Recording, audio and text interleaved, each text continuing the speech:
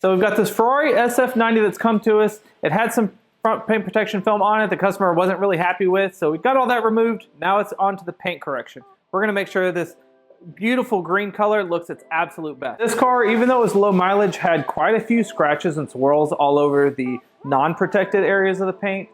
So we're gonna go through, give it a full paint correction and full polish as well, just to make sure that all those deep scratches and light scratches and marring are completely removed from that clear coat, giving this SF90's paint just the absolute best finish it can have before we add some paint protection film over top to protect against rock chips and other impact damages.